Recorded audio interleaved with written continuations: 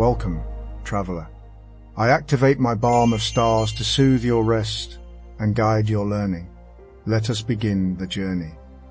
We often take peace for granted. It's a state we aspire to, but rarely actively cultivate as a skill. Throughout history and even today, the default response to disagreement, to challenge, has been force. But force, while sometimes achieving short-term objectives, rarely addresses the underlying issues. It often creates resentment, fuels cycles of violence, and ultimately proves to be far more costly, both in human life and resources, than peaceful resolution. Think about the alternative. Imagine a world where disagreements are met not with armies, but with envoys, not with threats, but with negotiation, not with destruction, but with compromise. This isn't naive idealism, it's pragmatic realism. It acknowledges the inherent complexities of human interaction and the limitations of coercive power. Consider the economic costs alone. Wars disrupt trade, destroy infrastructure, and divert resources from essential services like healthcare and education. But beyond the tangible costs, there's the immeasurable loss of human potential, the trauma that lingers for generations, and the erosion of trust between nations. Peaceful solutions aren't simply nice to have. They're essential for sustainable security and prosperity. The alternative to conflict isn't simply the absence of war. It's the presence of positive peace. This concept, championed by scholars like Johann Galtung, distinguishes between negative peace, the cessation of direct violence, and positive peace, the creation of social, economic, and political conditions that address the root causes of conflict. Positive peace requires building institutions that promote justice, equality, and inclusivity.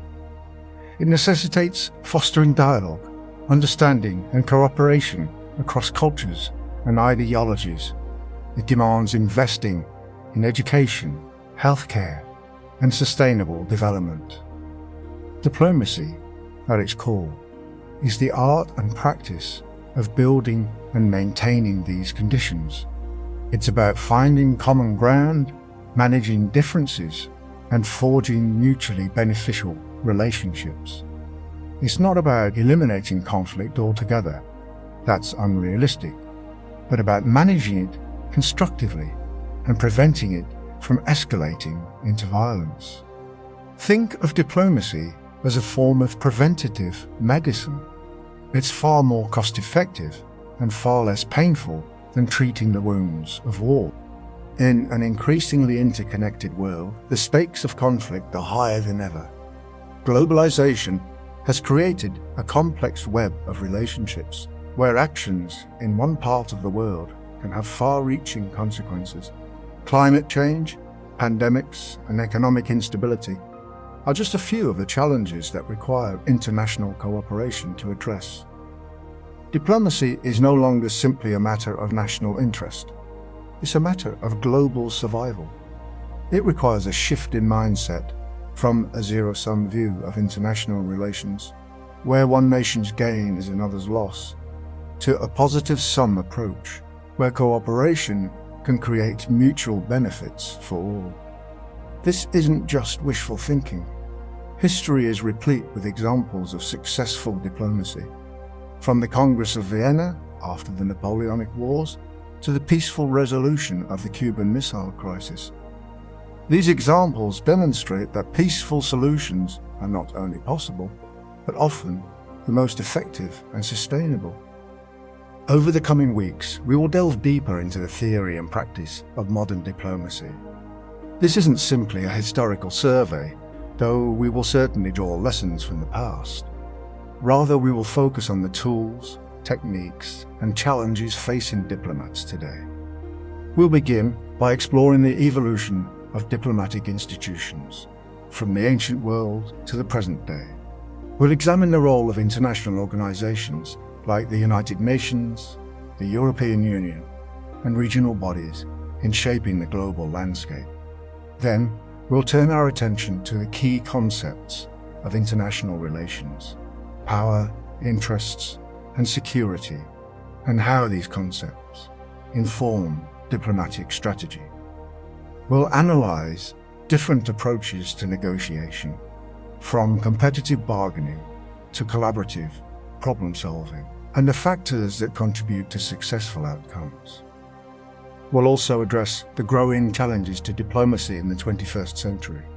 The rise of non-state actors, terrorist groups, multinational corporations, and civil society organizations has complicated the traditional state-centric model of international relations. The proliferation of new technologies, social media, cyber warfare, and artificial intelligence has created both opportunities and threats for diplomatic engagement. And the increasing polarization of domestic politics in many countries has made it more difficult to forge a consensus on foreign policy issues. Throughout the course, we will emphasize the importance of ethical considerations in diplomatic practice. Diplomacy is not simply about achieving national interests. It's about promoting human values and fostering a more just and sustainable world. We will explore the dilemmas faced by diplomats, the trade-offs between principle and pragmatism, the tension between secrecy and transparency, and the challenges of representing diverse interests. Each chapter will build upon the previous one, providing you with a comprehensive understanding of the theory and practice of modern diplomacy. We will use case studies, from the Iran nuclear deal to the Syrian civil war, to illustrate key concepts and analytical frameworks. We will also encourage you to think critically about the challenges and opportunities facing diplomats today. This isn't just about learning facts and figures. It's about developing the skills and mindset needed to navigate a complex and ever-changing world.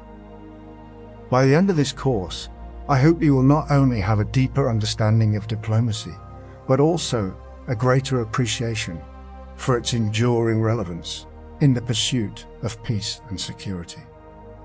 So, let's begin this journey together and explore the art and science of peaceful engagement. Diplomacy is often categorized as one of several tools of state that governments use to achieve their foreign policy objectives. But it's crucial to understand how diplomacy differs from and interacts with other tools like military force, economic sanctions, and public diplomacy. Military force, of course, is the most coercive of these tools. It involves the use of armed forces to achieve political objectives. While it can be effective in certain situations, it is also costly in terms of human life, resources, and long-term consequences. Moreover, it often exacerbates conflicts and creates resentment. Economic sanctions, on the other hand, involve the use of economic measures, such as trade restrictions or asset freezes, to pressure another country to change its behavior. These can be a less costly alternative to military force, but it can also harm innocent civilians and may not always be effective. Public diplomacy, also known as cultural diplomacy, involves engaging with foreign audiences through cultural exchange, educational programs, and media outreach. This can be an effective way to build goodwill and promote understanding, but it is often a long-term process. So, where does diplomacy fit in? Diplomacy, at its core, is about communication and negotiation. It involves engaging with other states to find mutually acceptable solutions to shared problems. It's not about imposing one's will on others. It's about finding common ground and building trust. In many cases, diplomacy can be used to prevent conflicts from escalating or to resolve them peacefully. It can also be used to promote economic cooperation, address environmental challenges, and advance human rights. It's important to note that these tools are not mutually exclusive. In fact, they are often used in combination. For example, a country might use economic sanctions to pressure another country to negotiate, while also engaging in diplomatic talks to find a solution. A successful foreign policy often requires a careful balance between these different tools. However, diplomacy should ideally be the first resort, not the last. It is the most sustainable and least costly way to achieve long-term peace and security. By prioritizing communication, negotiation, and mutual understanding, we can build a more peaceful and prosperous world for all. And that, ultimately, is the goal of diplomacy. Diplomacy, in its most basic form, communication and negotiation between entities, is as old as civilization itself. While we often associate it with modern states and ambassadors, its roots extend back to the earliest organized societies. Let's think about the world before countries as we know them.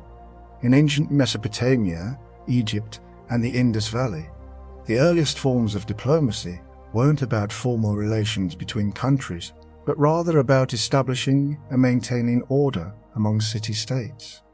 These weren't nation-states based on shared ethnicity or culture, but independent political units competing for resources and power.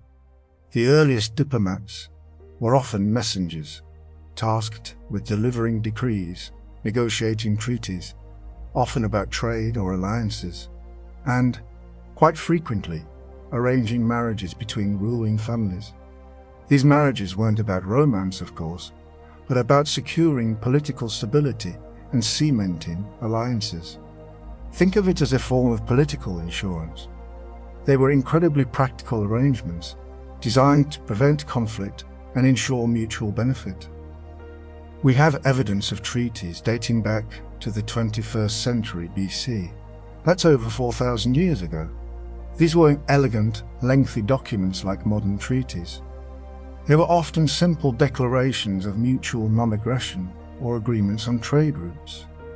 But they represent the foundational elements of diplomatic practice: communication, negotiation, and the establishment of rules to govern interactions between independent entities. Ancient Egypt provides a particularly fascinating example. The pharaohs weren't just religious leaders, they were also astute political operators. Egyptian diplomacy was closely tied to trade. Egypt was rich in resources like grain, gold, and linen, but lacked others like wood and certain metals. This created a strong incentive for establishing and maintaining trade relations with neighboring kingdoms. However, Egyptian diplomacy wasn't solely about economic exchange. It was also about projecting power and influence. Egyptian rulers frequently sent emissaries to neighboring kingdoms to demand tribute or to establish alliances against common enemies. These emissaries were often accompanied by soldiers, a clear demonstration of Egypt's military strength. We see evidence of this in the Amarna letters, a collection of diplomatic correspondence discovered in the ruins of Akhetaten, the capital city founded by the pharaoh Akhenaten.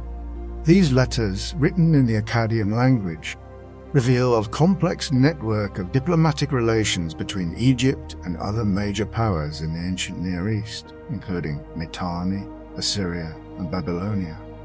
The letters offer invaluable insights into the political intrigues, alliances, and conflicts of the time. They also demonstrate the importance of personal relationships in diplomatic negotiations. The rulers frequently exchanged gifts, sent each other letters of condolence, and even offered their daughters in marriage as a sign of goodwill. The ancient Greeks and Romans also developed sophisticated diplomatic practices. While they are often remembered for their military prowess, they also understood the importance of negotiation and alliance building. Greek city-states frequently sent ambassadors, known as presbyter, to negotiate treaties, resolve disputes, and form alliances. These ambassadors were expected to be eloquent speakers and skilled negotiators. They were also expected to uphold the principles of exoneia, a concept that emphasized hospitality and reciprocal obligations between hosts and guests. Roman diplomacy, while often characterized by a more assertive and sometimes aggressive approach, also relied heavily on negotiation and alliance building. The Romans frequently used treaties to establish their dominance over conquered territories and to secure their borders. They also developed a complex system of diplomatic protocols and procedures. However, ancient diplomacy wasn't always peaceful. Warfare was a constant threat, and alliances were often fragile and short-lived. Nevertheless, the development of diplomatic practices in the ancient world laid the foundation for the more sophisticated systems that would emerge in later centuries. These early forms of diplomacy, while often rudimentary by modern standards, demonstrate the enduring human need for communication, negotiation, and the establishment of rules to govern interactions between independent entities. The Renaissance, a period of profound cultural and intellectual transformation, also witnessed significant changes in diplomatic practice. With the decline of feudalism and the rise of centralized states, diplomacy became increasingly complex and professionalized. The Italian city-states, Florence, Venice, Milan, and others, were at the forefront of this development. They pioneered many of the techniques and practices that would become standard features of modern diplomacy. These city-states were constantly vying for power and influence, and they relied heavily on diplomacy to achieve their goals. They established permanent embassies, the precursors to modern diplomatic missions, in each other's capitals. They also developed a sophisticated network of spies and informants to gather intelligence and to influence events. The concept of a resident ambassador, a diplomat who resided permanently in a foreign capital, emerged during this period. Niccolo Machiavelli, the Florentine political philosopher, played a crucial role in shaping Renaissance diplomatic thought. His masterpiece, The Prince, offered a pragmatic and often ruthless guide to statecraft. Machiavelli argued that the primary goal of a ruler should be to maintain power, and that any means, including deception and force, were justified in pursuit of that goal. While his ideas were controversial, they had a profound influence on diplomatic practice. Machiavelli emphasized the importance of understanding the balance of power and of forming alliances to protect one's interests. He also argued that a ruler should be skilled in the art of deception and manipulation. The Renaissance also saw the development of new diplomatic techniques, such as the use of ciphers and secret codes to protect sensitive information. Diplomats also became increasingly skilled in the art of negotiation and persuasion. They learned how to present their arguments effectively and how to exploit the weaknesses of their opponents. The treaties signed during the Renaissance were often complex and detailed. They covered a wide range of issues, including trade, alliances, and territorial disputes. Diplomats spent months, even years, negotiating these treaties. The success of a treaty depended not only on the skill of the diplomats, but also on the political context. The balance of power was constantly shifting, and diplomats had to be adept at adapting to changing circumstances. The Renaissance laid the foundation for the modern system of diplomacy. The practices and techniques developed during this period, permanent embassies, skilled diplomats, complex treaties, would continue to shape international relations for centuries to come. The emphasis on realism and pragmatism, as articulated by Machiavelli, would also have a lasting impact on diplomatic thought. Following the Napoleonic Wars, Europe faced the daunting task of rebuilding a shattered continent. The Congress of Vienna, held from 1814 to 1815 brought together representatives from across Europe to negotiate a new political order. The leading figures at the Congress, including Clemens von Metternich of Austria, Robert Stewart, Viscount Castlereagh of Great Britain, and Charles Maurras de Talleyrand-Prieur of France, were determined to prevent another large-scale conflict. They sought to restore a balance of power, suppress revolutionary ideas, and re-establish legitimate governments. The Congress of Vienna was a masterpiece of diplomacy. The representatives skillfully negotiated compromises and reached agreements that satisfied most of the major powers. They redrew the map of Europe, creating new states and adjusting the existing boundaries. Clemens von Metternich had played a central role in the Congress of Vienna. He was a skilled diplomat and a staunch conservative who believed in the principles of legitimacy and order. Metternich skillfully guided the negotiations, ensuring that Austria's interests were protected. He also advocated for the establishment of a Congress of Europe, a system of international cooperation designed to maintain peace and stability. The Congress of Europe was based on the principle of collective security. The major powers agreed to meet periodically to discuss common problems and to resolve disputes peacefully. They also agreed to intervene in other countries to suppress revolutionary movements. The Congress of Europe was remarkably successful in maintaining peace for several decades. The Congress of Vienna and the Congress of Europe represented a triumph of conservative diplomacy. The representatives successfully restored a balance of power, suppressed revolutionary ideas, and re-established legitimate governments.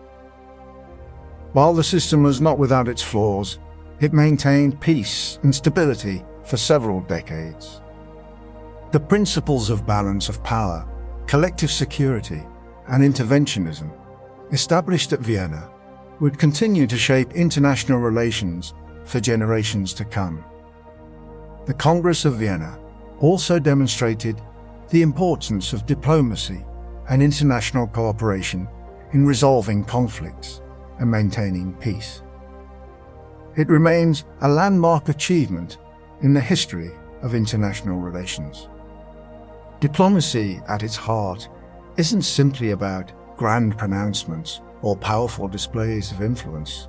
It's fundamentally built upon the principle of reciprocity, the idea that when one party offers something, they reasonably expect something in return. This isn't about immediate tit-for-tat exchanges, but rather the establishment of a pattern of mutual benefit. Think of it like a carefully tended garden. You nurture the soil, plant the seeds, and expect, in time, a harvest. If you constantly take without giving back, the garden and the relationship will inevitably wither.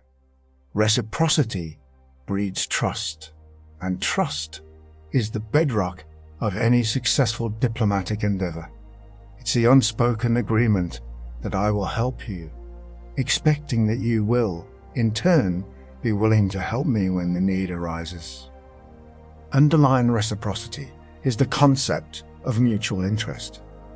This isn't about finding common ground simply for the sake of it, but about identifying areas where both parties genuinely benefit from cooperation. Effective diplomats excel at discerning these overlapping interests, even when they're obscured by disagreement or mistrust. Think of it as identifying a shared problem, perhaps environmental degradation, economic instability, or the threat of conflict, and then working together to find a solution that addresses the concerns of both sides.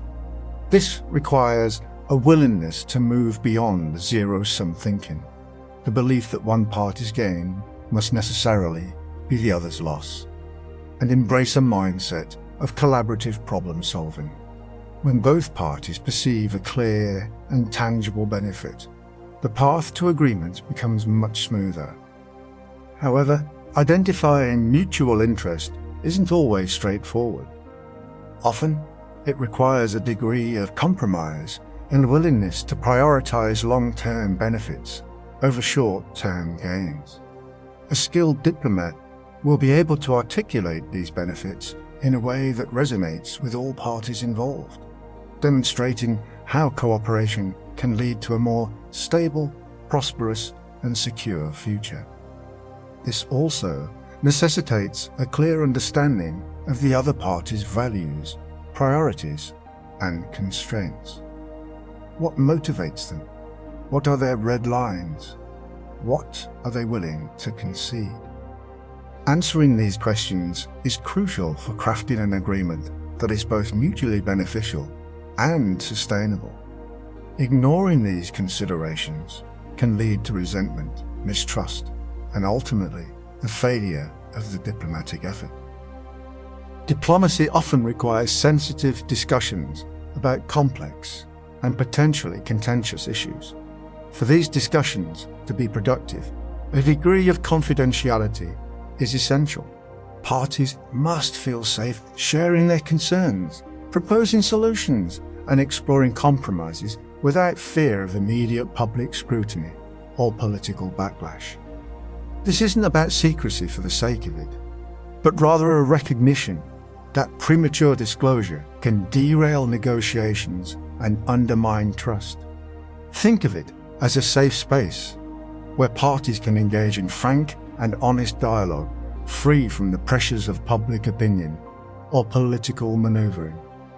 This requires a commitment from all parties to maintain discretion and respect the confidentiality of the discussions. But confidentiality is only effective if it's coupled with trust. Parties must believe that the others are acting in good faith and that they will honor their commitments to maintain discretion. Without trust, confidentiality can easily become a tool for manipulation or a pretext for concealing ulterior motives. Building trust requires consistent and transparent communication, a willingness to listen to opposing viewpoints, and a demonstrated commitment to upholding agreements. It's a gradual process that takes time and effort, but it's essential for establishing a strong and enduring diplomatic relationship. Consider it the bedrock upon which all other aspects of diplomacy are built. However, breaches of confidentiality can have devastating consequences for diplomatic efforts. Leaks to the media, unauthorized disclosures, or deliberate acts of sabotage can erode trust, derail negotiations, and undermine the entire process. This is why diplomats often operate under strict rules of engagement and are held to the highest standards of discretion. Maintaining confidentiality isn't simply a matter of professional etiquette. It's a fundamental requirement for effective diplomacy. It requires a shared understanding that some discussions must remain private, at least until a mutually agreed upon time, in order to facilitate progress and achieve mutually beneficial outcomes. Diplomacy is rarely a quick or easy process. It often requires years, even decades, of patient negotiation and painstaking compromise. Unlike domestic politics, where changes can occur rapidly, international relations are often characterized by inertia and resistance to change. This means that diplomats must be prepared to play the long game, accepting that progress may be slow and incremental. They must be willing to invest time and effort in building relationships, fostering trust, and laying the groundwork for future agreements. The expectation of instant gratification is a recipe for disappointment. A crucial aspect of this long-term vision is the ability to see beyond immediate concerns and consider the broader implications of diplomatic decisions. Short-sighted policies may offer quick wins, but they often come at the expense of long-term stability and sustainable relationships. Effective diplomats must be able to anticipate future challenges, assess potential risks, and develop strategies that promote lasting peace and prosperity. This requires a deep understanding of history, culture, and international relations. Furthermore, it's essential to remember that diplomacy is not always about achieving immediate breakthroughs. Sometimes, the most significant accomplishments are simply maintaining dialogue, preventing escalation, and laying the groundwork for future progress. Patience and perseverance are often more valuable than quick fixes or dramatic gestures. The ability to weather setbacks, learn from mistakes, and remain committed to long-term goals is a hallmark of effective diplomacy. Ultimately, the success of diplomatic efforts is not measured by short-term gains, but by the creation of a more peaceful, just, and sustainable world. We'll begin, naturally, with states. They remain the primary, though no longer solely dominant, actors in international diplomacy. When we speak of the international system, we're largely referring to the interactions between these sovereign entities. But state isn't just a geographical area, it's a political construct. It requires a defined territory, a permanent population, an effective government, and, crucially, the capacity to enter into relations with other states. That last bit, the capacity for relations, is what fundamentally defines a state's role in diplomacy. It's not merely about existing, but about engaging. Historically, diplomacy was almost exclusively a state-to-state affair. Ambassadors were sent to represent their monarch or government, engaging in negotiations, signing treaties, and managing relations. This remains a vital function, even today, but the nature of representation has evolved. It's no longer just monarchs, it's governments accountable, at least in theory, to their citizens.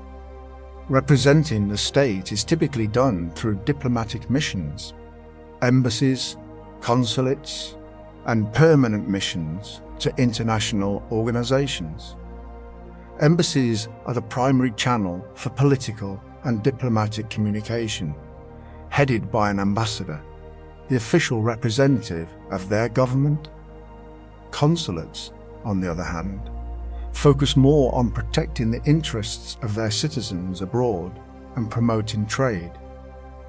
Permanent missions are established at international organizations like the United Nations, allowing states to participate continuously in global governance.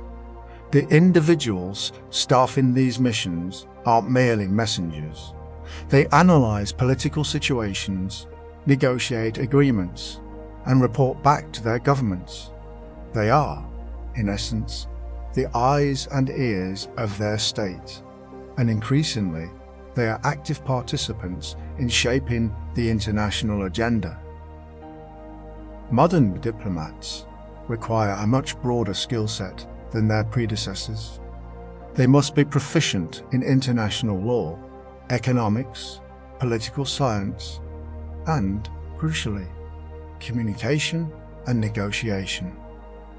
It's also important to remember the increasing complexity of state representation. Governments are no longer monolithic entities. Different ministries, foreign affairs, defense, trade, environment, all have their own interests and priorities. Diplomats often have to navigate these internal complexities, ensuring that their actions align with the broader government policy. Furthermore, the rise of sub-state actors, regions, cities, and even individual politicians adds another layer of complexity. These actors often engage in international relations independently of the central government, pursuing their own economic or political agendas. This can create both opportunities and challenges for traditional diplomacy, requiring states to coordinate their efforts and manage potential conflicts of interest. The sheer volume of international interaction also necessitates a constant flow of information. Diplomats rely heavily on intelligence gathering, analysis, and communication technologies to stay informed and make effective decisions. This reliance on technology, while beneficial, also creates vulnerabilities to cyber attacks and disinformation campaigns, adding another dimension to the challenges facing states in the 21st century. Moving beyond states, we encounter international organizations, IEOs. These are formal institutions established by states to pursue common goals. The United Nations is, of course, the most prominent example, but there are countless others.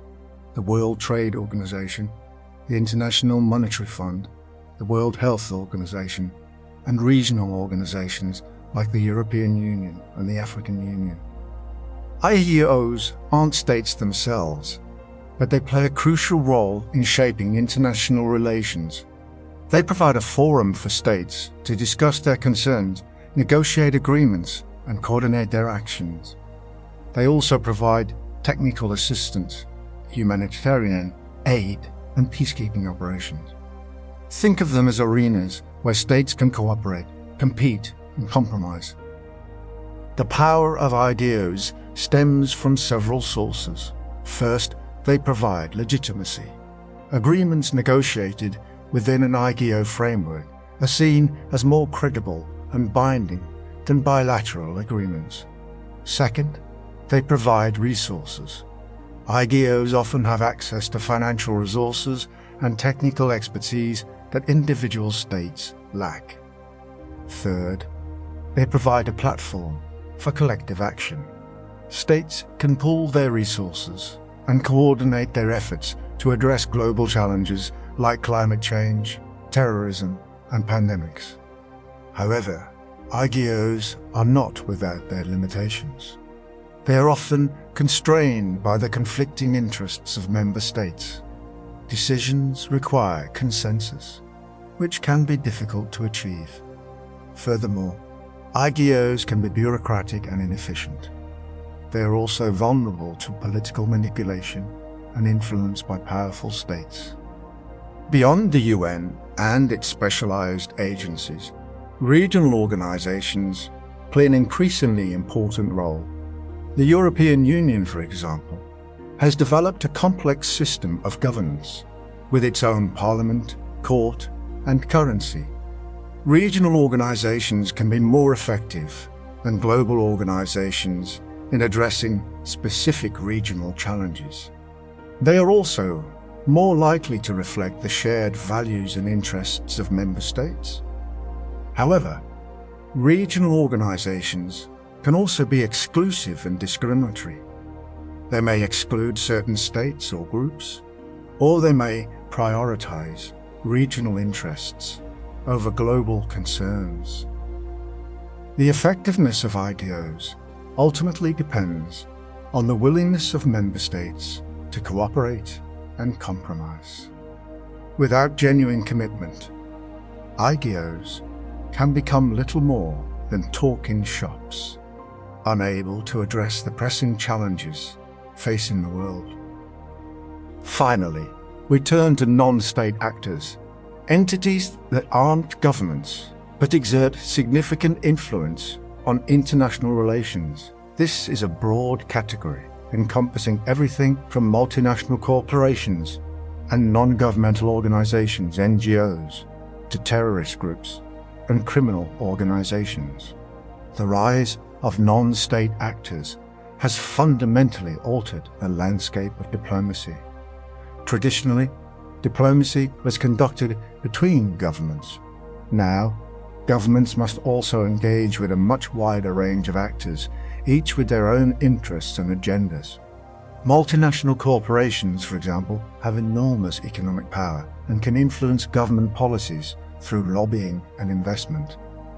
NGOs play a crucial role in providing humanitarian aid, promoting human rights, and advocating for environmental protection. They often operate independently of governments, providing a voice for marginalized communities. However, not all non-state actors are benevolent.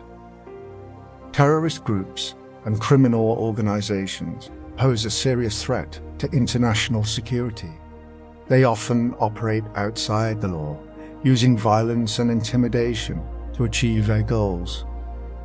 Governments must work together to combat these threats, but doing so can be challenging, as these groups often operate across borders and exploit loopholes in international law. The influence of non-state actors isn't always direct. They can also shape public opinion through media campaigns and social media activism. They can mobilize protests and boycotts, putting pressure on governments and corporations to change their policies. This transnational advocacy can be a powerful force for change, but it can also be disruptive and polarizing. In conclusion, the actors in modern diplomacy are far more diverse and complex than they were just a few decades ago. States remain important, but they are no longer the sole players on the international stage. International organizations provide a forum for cooperation, but they are often constrained by political realities, and non-state actors exert significant influence, challenging traditional notions of sovereignty and power. Understanding these dynamics is crucial for anyone seeking to navigate the complexities of international relations. The pursuit of peace and stability requires engagement with all relevant actors and a willingness to adapt to a rapidly changing world. Negotiation and bargaining are the cornerstones of diplomacy. At its heart, negotiation is a process of communication aimed at reaching a mutually acceptable agreement. It's not simply about winning or losing. Effective negotiation seeks to create a win-win scenario, where all parties feel their core interests have been addressed. Bargaining, a subset of negotiation, involves the exchange of concessions. Think of it like trading. You give up something to gain something else. Crucially, understanding your own best alternative to a negotiated agreement, often shortened to BATNA, is paramount. Your BATNA defines your walkaway point. Without a clear BATNA, you risk accepting an agreement that's worse than doing nothing at all. Consider the SALT treaties between the US and the Soviet Union during the Cold War. Those were years of intense bargaining, each side carefully weighing its security concerns against the desire to limit the spread of nuclear weapons. It wasn't about disarmament. It was about managing risk and achieving a strategic balance, even amidst deep ideological differences. It's also important to note the difference between positional and interest-based negotiation. Positional bargaining focuses on stated demands. We want this cation, while interest-based negotiation delves into the underlying reasons why those demands are made. The latter is far more likely to yield creative and sustainable solutions. Several key concepts underpin successful negotiation. Zero-sum negotiation assumes a fixed pie. If one party gains, the other must lose. This is often a destructive approach, especially in international relations. Positive-sum negotiation, conversely, seeks to expand the pie, finding ways for all parties to benefit. This requires creativity, flexibility, and a willingness to explore options beyond the initial demands. Another important concept is log rolling, trading concessions on issues where you have different priorities. This allows both sides to gain value and achieve a more mutually beneficial outcome. Consider trade negotiations between countries. Each nation will have areas where it's willing to make concessions to gain access to other markets. Effective negotiators identify these areas and structure the agreement to maximize overall gains. It's also crucial to understand the concept of face saving, allowing the other party to maintain dignity and appear to achieve a reasonable outcome, even if they've made concessions, is essential for building trust and fostering long-term relationships. A negotiator who relentlessly pushes for every possible advantage risks damaging the relationship and undermining future cooperation. Beyond the immediate tactics, strategic considerations are paramount. Understanding the other party's culture, values, and decision-making processes is vital. What might be considered a reasonable concession in one culture could be seen as a sign of weakness in another. Similarly, understanding the domestic political constraints faced by the other party can help you frame your proposals in a way that's more palatable. Finally, always be prepared to walk away. A poorly negotiated agreement is often worse than no agreement at all. Knowing your partner and having the courage to exercise it demonstrates strength and resolve. The Iran nuclear negotiations, for instance, involved years of complex bargaining, with multiple rounds of talks breaking down before a final agreement was reached. The US and its allies had to balance the desire to prevent Iran from acquiring nuclear weapons with the need to avoid escalating tensions in the region. When direct negotiation proves insufficient, third-party intervention can be invaluable. This is where mediation and arbitration come into play. Both involve a neutral third party assisting the disputing sides, but they differ significantly in their approach. Mediation is a more flexible process where the mediator facilitates communication and helps the parties reach a mutually acceptable agreement.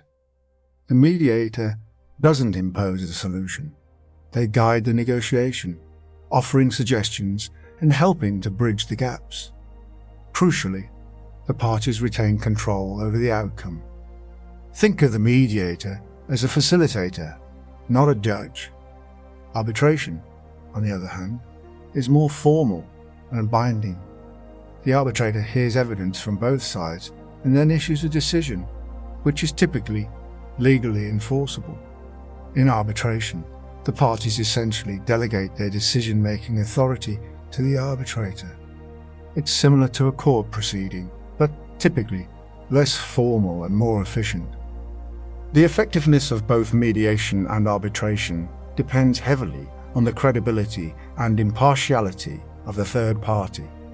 The mediator or arbitrator must be seen as trustworthy and unbiased.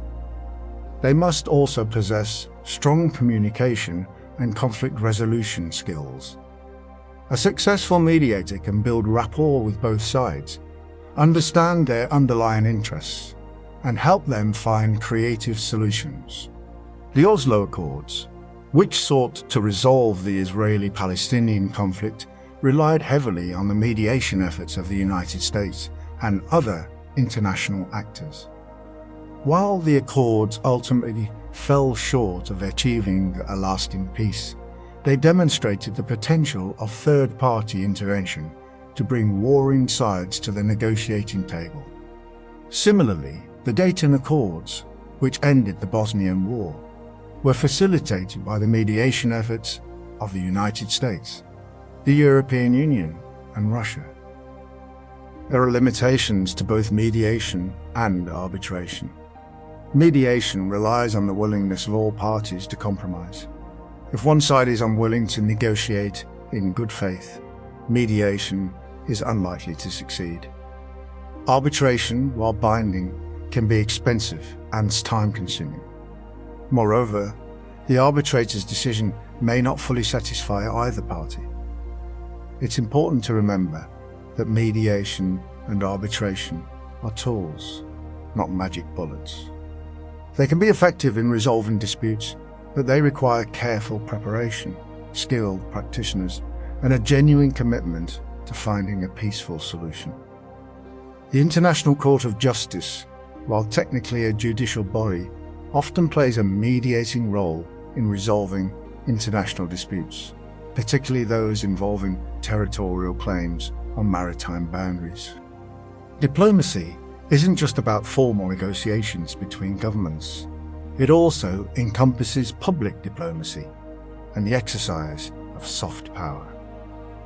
Public diplomacy involves engaging directly with foreign publics to promote understanding and build relationships. This can take many forms, including cultural exchanges, educational programs, media outreach, and online engagement. The goal is to create a positive image of your country and its values, and to foster goodwill among foreign populations. Soft power, a concept popularized by Joseph Nye, refers to the ability to influence others through attraction rather than coercion. It's about shaping preferences through appeal and persuasion. Think of Hollywood movies, popular music, and cutting-edge technology. These are all examples of soft power in action. The power of soft power lies in its sustainability. Unlike military or economic coercion, which can be costly and counterproductive, soft power is based on attraction and voluntary cooperation. A country with a strong cultural appeal is more likely to attract investment, tourism, and skilled immigrants. It's also more likely to enjoy a favourable reputation on the world stage. The British Council, for example, is a government-funded organisation that promotes British culture and education around the world. It organises cultural exchanges, language classes, and educational programs in dozens of countries. Similarly, the Confucius Institutes, funded by the Chinese government, promote Chinese language and culture around the world.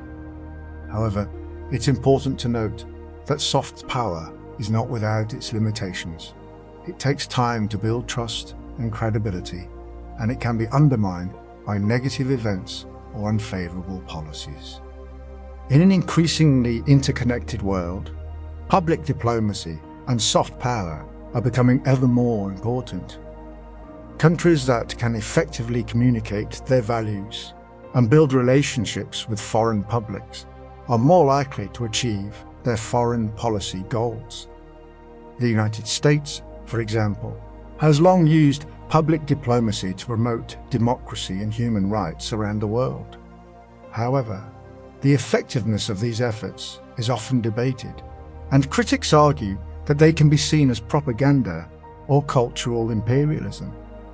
Ultimately, the success of public diplomacy and soft power depends on authenticity, transparency, and a genuine commitment to mutual understanding. The foundation of modern diplomatic law lies within the Vienna Convention on Diplomatic Relations, established in 1961. Now, this isn't just some dry legal document. It's the rule book for how countries interact with each other on a formal basis. Before 1961, diplomatic practices were largely based on custom and tradition, which, while useful, lacked a consistent, universally accepted framework. Think of it as trying to play a game without clearly defined rules. It could work, but disputes were bound to arise. The Convention codified these long-standing practices, bringing clarity and predictability to international relations. Its primary goal is to ensure that diplomatic missions can function effectively and without fear of coercion or interference. It's about creating a safe space for dialogue, even when countries have conflicting interests. The Convention covers a wide range of issues, from the accreditation of diplomats to the inviolability of diplomatic premises. It's a surprisingly comprehensive document, and it's been ratified by nearly every country in the world, demonstrating its broad acceptance and importance. A key principle enshrined in the Vienna Convention is the concept of diplomatic inviolability. This means that diplomatic premises, such as embassies and consulates, are considered sacrosanct. They are immune from search, seizure, or any other form of intrusion by the host country's authorities. This isn't about giving diplomats special privileges. It's about ensuring they can carry out their duties without fear of harassment or interference. Imagine trying to negotiate a peace treaty if you're constantly worried about your embassy being raided. It would be impossible. Now, inviolability isn't absolute. The convention does allow the host country to take measures to protect its own security, but even then, it must respect the basic principles of diplomatic law. This protection extends to the diplomats themselves. They are granted personal immunity from arrest or legal process. Again, this isn't about allowing diplomats to break the law. It's about ensuring they can perform their functions without fear of intimidation or coercion. It's a delicate balance, but it's essential for maintaining peaceful relations between countries. The Vienna Convention also establishes a clear hierarchy within diplomatic missions. The head of mission, typically an ambassador, is the highest-ranking diplomat and represents their country to the host government. They have the authority to act on behalf of their government and to negotiate agreements. Below the ambassador are other diplomats, each with specific responsibilities such as political affairs, economic affairs, or consular services. The convention outlines the procedures for accrediting diplomats, that is, officially recognizing them as representatives of their country. This involves presenting credentials to the host government, which is a formal letter from the Treinlintinland of the sending country, authorizing the diplomat to act on its behalf. The process might seem bureaucratic, but it's essential for ensuring that diplomats are properly authorized and accountable. The convention also addresses practical issues, such as the provision of visas, the treatment of diplomatic pouches, that is, sealed bags containing official documents, and the protection of diplomatic property. It's a remarkably comprehensive document, covering virtually every aspect of diplomatic practice. Let's delve a little deeper into diplomatic immunity. It's a concept that often sparks controversy and misunderstanding. Essentially, it means that diplomats are granted certain protections from the laws of the host country. This isn't a blanket exemption from all laws. Rather, it's a limited immunity designed to ensure that they can perform their duties without fear of harassment or coercion. The rationale behind it is simple. If diplomats were constantly worried about being arrested or prosecuted for minor offences, they wouldn't be able to effectively represent their country's interests. Now, this immunity isn't about giving diplomats a free pass to break the law. There are strict limitations. Diplomats can be prosecuted if they commit serious crimes, such as murder or terrorism, or if they waive their immunity. The scope of immunity extends beyond criminal prosecution. Diplomats are also exempt from civil and administrative jurisdiction. This means they can't be sued in the host country's courts, and they're exempt from certain taxes and regulations. Now, this doesn't mean they're above the law altogether.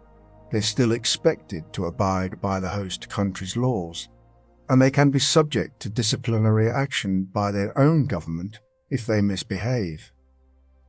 The Vienna Convention also provides for the possibility of persona non grata, that is, declaring a diplomat unacceptable and demanding their recall. This is a serious step, usually taken in response to a major diplomatic offence. It's a signal that relations have soured. The principle of reciprocity is also important. If one country grants immunity to diplomats from another country, the other country is expected to do the same. It's important to remember that diplomatic immunity is not a privilege granted to individual diplomats for personal benefit. It's a functional necessity, designed to protect the integrity of diplomatic relations. It allows diplomats to carry out their duties without fear of intimidation or coercion, and it helps to ensure that communication between countries remains open and reliable. Now, There are often misunderstandings and misinterpretations of diplomatic immunity, especially when diplomats are accused of wrongdoing. It's important to remember that the host country still has the right to investigate alleged offences, and the sending country can waive immunity if it chooses to do so. The Vienna Convention provides a framework for addressing these situations in a fair and transparent manner, and it helps to prevent diplomatic disputes from escalating. Beyond the legal framework, diplomatic etiquette plays a crucial role in successful negotiations and maintaining positive relations. This encompasses a set of unwritten rules and conventions governing behaviour, dress, and communication. It's about showing respect, building trust, and avoiding offence. While it might seem trivial, adhering to these norms can significantly impact the outcome of discussions. For instance, proper forms of address are essential. Knowing when to use Your Excellency, Mr. Ambassador, or Madam Minister demonstrates respect and cultural sensitivity. Ignoring these nuances can be seen as disrespectful and undermine the relationship. Gift giving is another important aspect of diplomatic etiquette. Exchanging small gifts is a common practice, but it's crucial to be mindful of cultural sensitivities and avoid anything that could be perceived as a bribe or an attempt to influence. Similarly, punctuality is highly valued. Arriving late for a meeting can be seen as disrespectful and unprofessional. It's always better to be early or on time. And of course, mastering the art of small talk is essential. Being able to engage in polite conversation on neutral topics can help to build rapport and create a more relaxed atmosphere. These seemingly small gestures can have a significant impact on the outcome of negotiations. Finally, it's crucial to be aware of non-verbal communication. Body language, facial expressions, and tone of voice can convey just as much meaning as words. Maintaining eye contact, adopting a respectful posture, and speaking clearly and concisely can help to build trust and demonstrate sincerity. Conversely, avoiding eye contact, fidgeting, or speaking in a dismissive tone can be seen as disrespectful and undermine the relationship. Mastering these subtle nuances of diplomatic etiquette is essential for building strong relationships, fostering mutual understanding, and achieving successful outcomes in the complex world of international relations. Preventive diplomacy, at its heart, is about addressing the root causes of conflict before they escalate into violence. Think of it like tending a garden. A skilled gardener doesn't wait for weeds to choke the flowers. They proactively remove them while they're small. Similarly, preventive diplomacy involves identifying potential conflicts early on, looking for simmering tensions, inequalities, or grievances, and then engaging in dialogue, mediation, or other forms of peaceful intervention to address those issues. It's not glamorous work. It often involves long hours of quiet negotiation and painstaking relationship building, but it's arguably the most effective way to maintain peace in the long run. Unlike crisis management, which responds to events after they've occurred, preventive diplomacy aims to stop those events from happening in the first place. It requires a deep understanding of the local context, the history of the conflict, and the key actors involved. It's about fostering trust and building relationships before a crisis hits, so that when tensions do rise, there are already established channels of communication and a willingness to engage in peaceful resolution. There are several key tools used in preventive diplomacy. Fact-finding missions, for example, involve sending impartial observers to gather information about a potentially volatile situation. This allows diplomats to gain a better understanding of the issues at stake and to provide accurate assessments to policymakers. Another important tool is mediation, where a neutral third party helps to facilitate negotiations between conflicting parties. Effective mediators need to be skilled listeners, patient negotiators, and creative problem solvers. They also need to be able to build trust with all sides involved. Early warning systems are also crucial. These systems monitor a range of indicators, such as economic inequality, political repression, and hate speech, to identify potential hotspots before they escalate into violence. However, it's important to remember that preventive diplomacy is not always successful. There are times when conflicts are simply unavoidable, despite the best efforts of diplomats. But even in those cases, preventive diplomacy can help to mitigate the worst effects of the conflict and to lay the groundwork for a more peaceful future.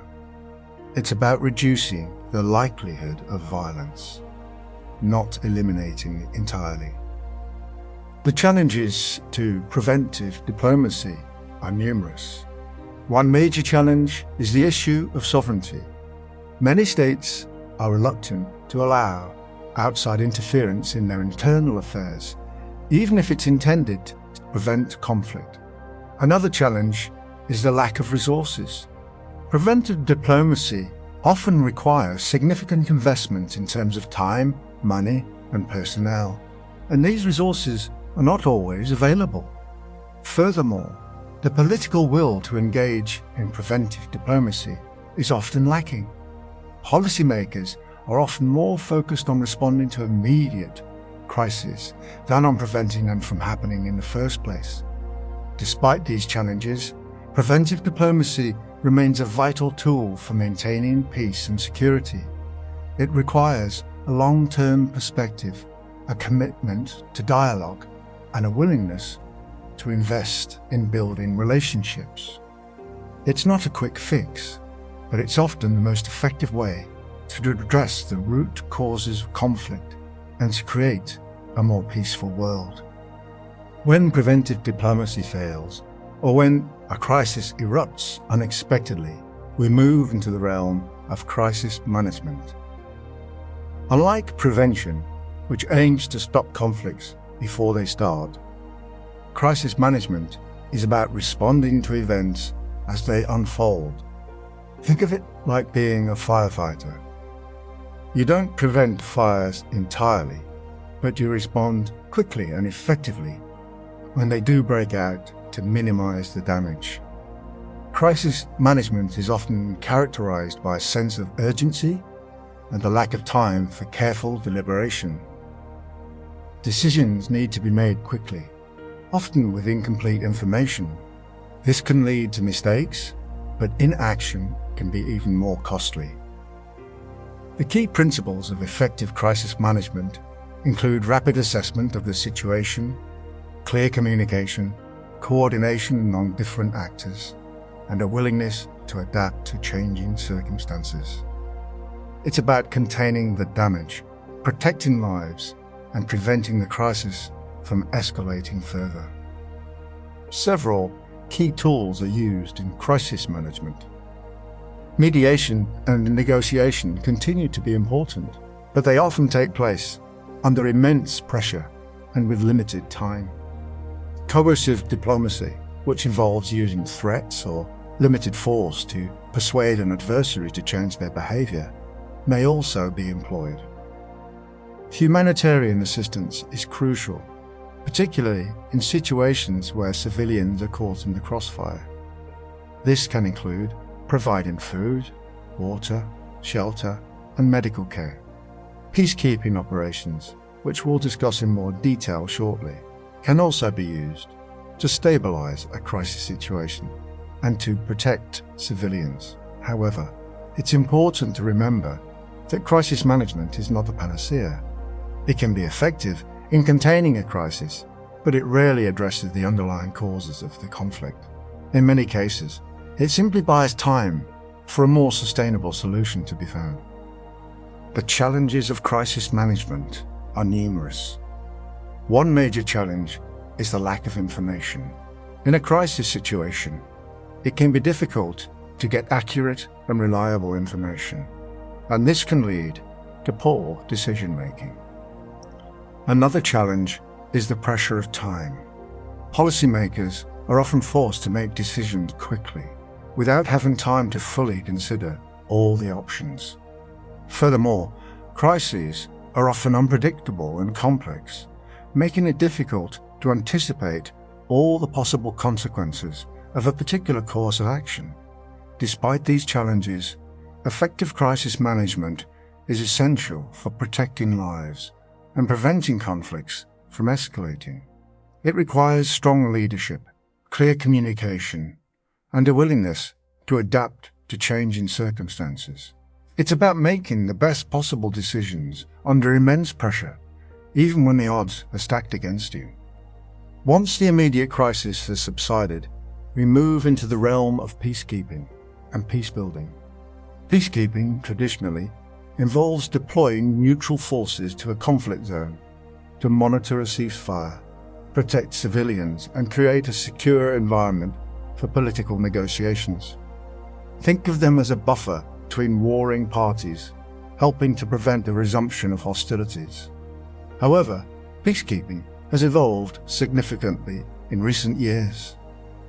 Modern peacekeeping operations often involve a broader mandate, including tasks such as disarmament, demobilization, and reintegration of former combatants, as well as supporting the rule of law and promoting human rights.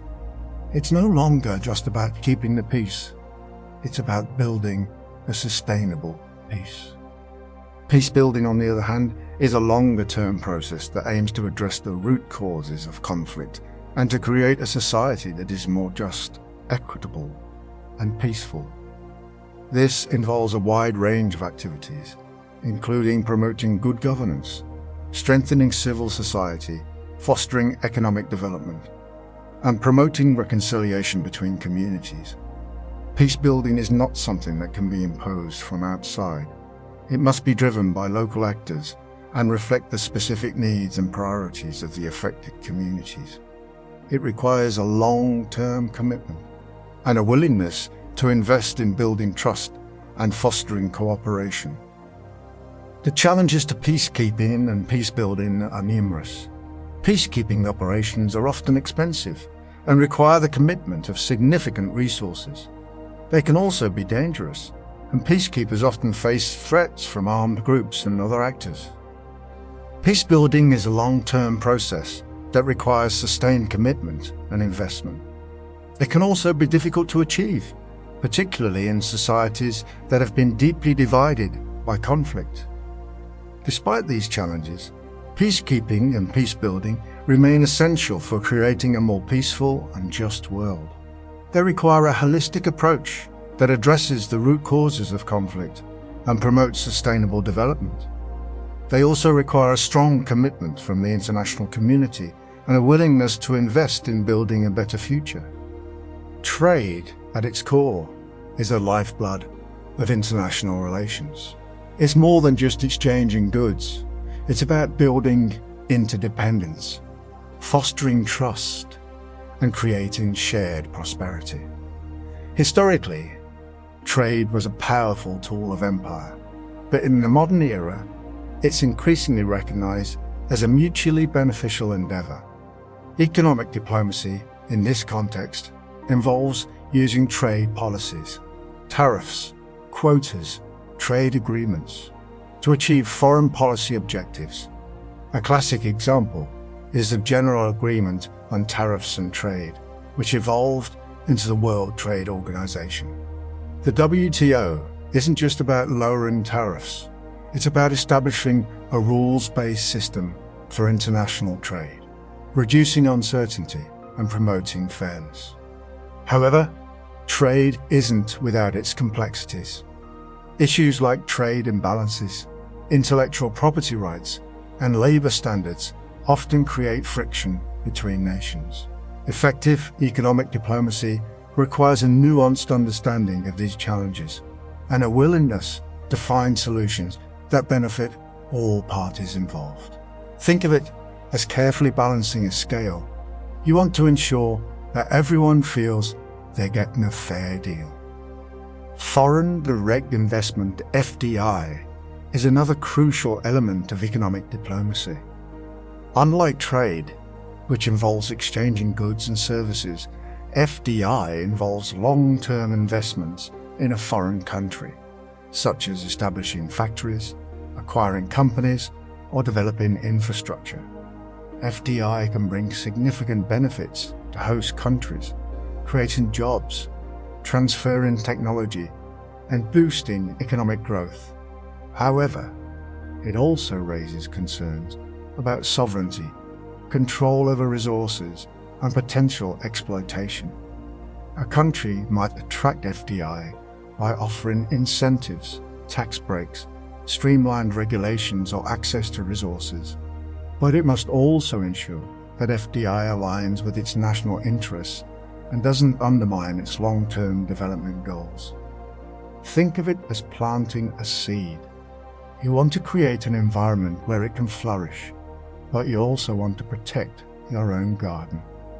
Responsible investment requires transparency, accountability, and a commitment to sustainable development. Regional trade agreements, like NAFTA and the European Union, are powerful tools of economic diplomacy. These agreements go beyond simply reducing tariffs. They often address a wide range of issues, including investment, intellectual property, and environmental standards. They can create larger markets, promote economic integration, and enhance regional stability. However, they also have potential drawbacks. They can create winners and losers and be seen as protectionist measures that discriminate against countries outside the agreement. The challenge for policymakers is to design these agreements to maximize benefits and minimize costs. They need to consider the interests of all stakeholders, businesses, workers, consumers, and the environment. It's about finding a balance between promoting free trade and protecting national interests. Economic aid and development assistance are often used as tools of economic diplomacy. Aid can take many forms: financial assistance, technical expertise, or humanitarian relief. It can be used to promote economic growth, reduce poverty, improve health and education, and strengthen governance. However, aid is not always effective. It can be misused, diverted, or simply fail to address the root causes of poverty. Effective aid requires careful planning, transparent accountability, and a long-term commitment. It's not about simply giving money. It's about investing in sustainable development. The concept of tied aid, where aid is conditional on purchasing goods or services from the donor country, is often criticized for undermining its effectiveness. Sustainable development is a key principle guiding economic diplomacy in the 21st century. It recognizes that economic growth must be balanced with environmental protection and social equity. The Sustainable Development Goals, SDGs, adopted by the United Nations in 2015, provide a roadmap for achieving this balance. These goals address a wide range of issues, including poverty, hunger, climate change, and inequality. Economic diplomacy can play a crucial role in mobilizing resources and promoting cooperation to achieve these goals. This includes promoting responsible investment, supporting technology transfer, and fostering partnerships between governments, businesses, and civil society organizations. It's about creating a more just and sustainable world for all. Debt relief is another important aspect of economic diplomacy. Many developing countries are burdened by unsustainable levels of debt, which can hinder economic growth and prevent investment in essential services.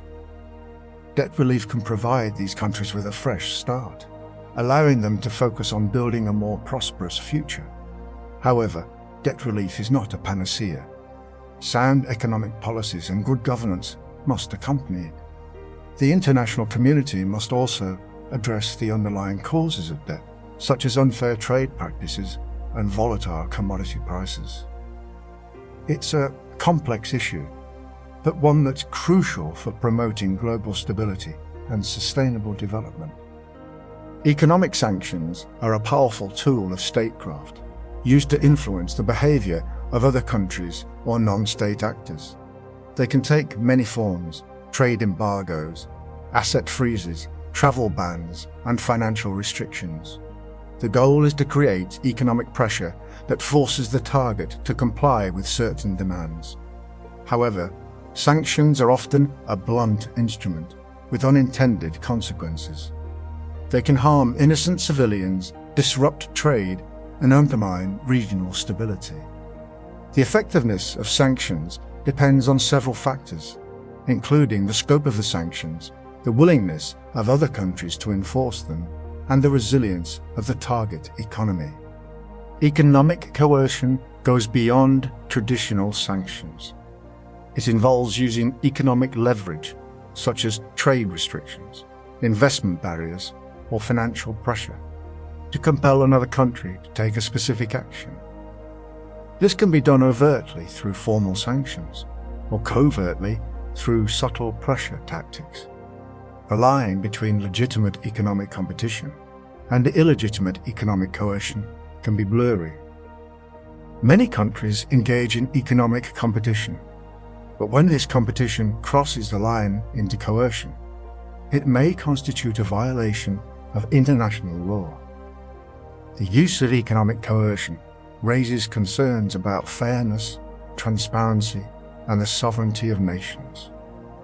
The effectiveness of sanctions and economic coercion is often debated. Some argue they are valuable tools for achieving foreign policy goals, while others believe they are ineffective and counterproductive. There is no simple answer. The success of these measures depends on various factors, including the specific situation, how the sanctions are designed, and how the target country responds. It's essential to carefully evaluate the potential outcomes, both intended and unintended. Economic diplomacy involves more than just exercising economic power. It's about building relationships, fostering cooperation, and finding solutions that benefit all parties involved. Exchange programs, at their core, are about building bridges between people, not just countries. They've been a staple of diplomatic efforts for decades, evolving from post-war initiatives like the Fulbright program, designed to foster understanding between the US and other nations, to the complex web of academic, professional, and youth exchanges we see today. The initial impetus often stemmed from a desire to counteract negative stereotypes and build trust after periods of conflict. Think about it. When you live with, learn with, and share experiences with someone from a different background, it's incredibly difficult to maintain preconceived notions. These programs aren't simply about sending students abroad. They're about fostering genuine interpersonal connections. A successful exchange isn't measured by the number of participants, but by the lasting relationships forged and the mutual understanding cultivated. There's a critical difference between simply knowing about another culture through books or media and experiencing it firsthand alongside someone who embodies that culture. That direct engagement is where the real magic happens, breaking down barriers and fostering empathy. The benefits of these programs extend far beyond the individual participants. They create networks of cultural ambassadors, people who have first-hand experience with another culture and can share that knowledge with their communities. These ambassadors can play a vital role in shaping public opinion, promoting cross-cultural understanding, and facilitating diplomatic initiatives. Moreover, exchange programs contribute to soft power, the ability to influence others through attraction rather than coercion. A country that invests in these programs is seen as open, welcoming, and committed to international cooperation. Consider the impact of the Peace Corps. While focused on development assistance, it also generates a significant number of Americans who develop deep cultural understanding and lasting relationships with people around the world. It's a subtle but powerful form of diplomacy, building goodwill and fostering long-term stability. However, it's crucial that these programs are designed and implemented equitably, ensuring that participants from all backgrounds have equal opportunities and that the focus remains on genuine cultural exchange rather than simply promoting a particular agenda. The challenges of implementing effective exchange programs shouldn't be ignored. Logistical hurdles, visa requirements, funding constraints, language barriers can be significant. But perhaps the biggest challenge is ensuring that the programs are truly reciprocal. It's not enough to simply bring students from a particular country to another. There needs to be a balanced flow of people in both directions, allowing for a genuine exchange of ideas and perspectives. Moreover, programs need to be carefully evaluated to assess their impact and identify areas for improvement. Simply counting the number of participants isn't sufficient. We need to understand whether these programs are actually achieving their goals, fostering cross-cultural understanding, promoting mutual respect, and building lasting relationships. The most successful programs are those that prioritize genuine human connection, creating opportunities for participants to share their stories, learn from one another, and build bridges across cultural divides. The realm of arts and heritage offers a powerful, yet often overlooked, avenue for cultural diplomacy. Art, music, literature, and historical sites serve as windows into a nation's soul, embodying its values, beliefs, and traditions. Sharing these cultural treasures with the world can foster understanding, appreciation, and respect. It's not just about showcasing masterpieces. It's about revealing the stories behind them, the historical context, and the cultural significance. Think about the impact of traveling exhibitions like Treasures of Tutankhamun. These exhibits don't just attract visitors. They spark curiosity, generate conversation, and foster a deeper appreciation for ancient Egyptian culture. Similarly, the preservation and promotion of historical sites like the Great Wall of China or the ruins of Machu Picchu can serve as powerful symbols of national identity and cultural pride. However, it's crucial to approach these initiatives with sensitivity and respect, avoiding cultural appropriation or the imposition of one's own values.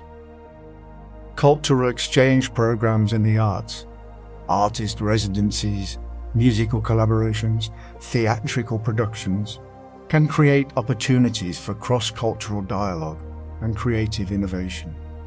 When artists from different backgrounds come together, they can challenge assumptions, inspire new perspectives, and create works that transcend cultural boundaries. These collaborations aren't just about creating art. They're about building relationships, fostering understanding, and promoting mutual respect. Think about the impact of the Silk Road Ensemble. This group of musicians from diverse cultural backgrounds demonstrates the power of music to bridge divides and create a sense of shared humanity. Moreover, supporting the preservation and promotion of intangible cultural heritage, traditional music, dance, storytelling, crafts, can help to safeguard cultural diversity and ensure that these traditions are passed on to future generations. This isn't simply about preserving the past, it's about investing in the future. However, it's essential to approach cultural diplomacy with humility and respect, recognizing that cultures are complex and multifaceted. Avoiding stereotypes, challenging preconceptions, and embracing diversity are crucial. It's not about presenting a sanitized or idealized version of a culture. It's about sharing its richness, complexity, and authenticity. Furthermore, ensuring that cultural initiatives are inclusive and accessible to all is essential. This means supporting local artists and cultural organizations, empowering marginalized communities, and promoting cultural exchange in a way that is equitable and sustainable. Ultimately, the goal of cultural diplomacy should be to foster a world where cultures are celebrated, understood, and respected, not simply tolerated or exoticized. Education is perhaps the most powerful tool for fostering cross-cultural understanding. By equipping students with the knowledge, skills, and attitudes they need to navigate a complex and interconnected world, we can build a more peaceful and just future. This isn't just about teaching students about different cultures. It's about fostering empathy, critical thinking, and intercultural communication skills. Incorporating diverse perspectives into the curriculum, encouraging students to challenge their own assumptions, and promoting cross-cultural dialogue are essential. Moreover, providing opportunities for students to study abroad, participate in exchange programs, and interact with people from different backgrounds can be transformative. It allows them to gain first-hand experience with different cultures, challenge their own preconceptions, and develop a deeper appreciation for diversity. Promoting language learning is also crucial. Being able to communicate in another language opens doors to understanding another culture, fostering empathy, and building relationships. It allows us to engage with people on a deeper level, appreciate their perspectives, and challenge our own assumptions. Furthermore, supporting research on intercultural communication and understanding can help us to develop more effective strategies for promoting dialogue, resolving conflicts, and building bridges across cultures. This research should focus not only on the cognitive aspects of intercultural communication, but also on the emotional and psychological factors that influence our interactions with others. Ultimately, fostering cross-cultural understanding requires a long-term commitment to education, research, and dialogue. It's not simply about acquiring knowledge. It's about developing empathy, critical thinking, and intercultural communication skills. It's about challenging our own assumptions, embracing diversity, and building relationships across cultures. By investing in education and promoting dialogue, we can create a more peaceful, just, and interconnected world. This is not merely a noble aspiration, it's an essential imperative for our collective future. We spent the last several chapters discussing traditional diplomatic methods, embassies, treaties, formal negotiations. But diplomacy at its core is about communication, and communication has fundamentally changed. Today, we're diving into digital diplomacy, starting with the impact of social media. Think of social media not just as a platform for personal interaction, but as a new public sphere. Traditionally, diplomats communicated with their governments, and governments communicated with each other. Now there's a direct channel to the public, bypassing traditional media filters. This can be incredibly powerful. It allows for rapid responses to crises, direct engagement with citizens in other countries, and the ability to shape narratives in real time. However, it also presents new challenges. The speed and virality of social media mean that misinformation can spread rapidly, and a poorly worded tweet can quickly escalate into a diplomatic incident. We're seeing a shift from public diplomacy, governments speaking to foreign publics, to something more like digital dialogue, a two-way conversation, albeit one often dominated by noise and competing interests. Consider the Arab Spring uprisings. Social media played a crucial role in organizing protests and disseminating information, challenging established power structures. This is a prime example of how digital tools can amplify voices and reshape the geopolitical landscape. The use of social media requires a completely different skill set for diplomats. It's no longer enough to be a skilled negotiator or a gifted orator. Diplomats now need to be social media strategists, content creators, and crisis communication experts.